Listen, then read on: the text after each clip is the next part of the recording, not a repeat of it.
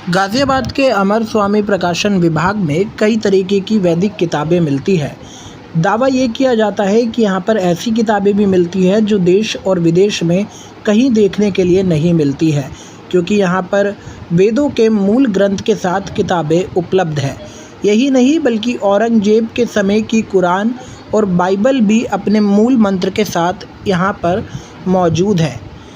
इस दुकान पर कई हज़ार किताबें रखी हुई है और लगातार पाठक इस किताबों को पढ़ने व खरीदने के लिए आते हैं।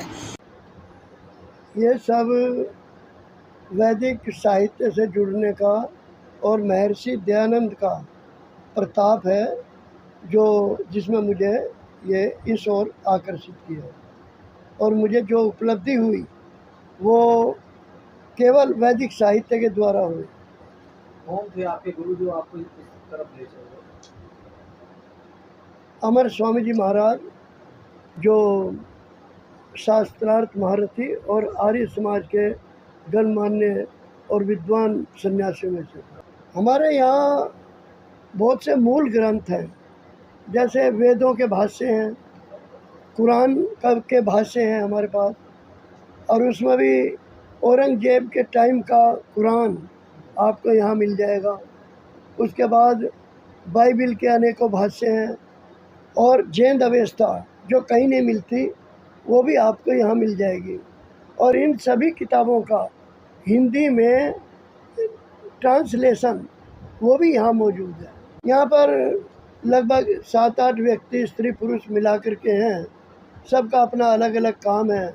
कोई ऑफिस का कार्य करता है, कोई अनुवाद का कार्य करता है, कोई कर्म कांड से संबंधित दूसरे कार्य होते हैं तो वो भी करते हैं।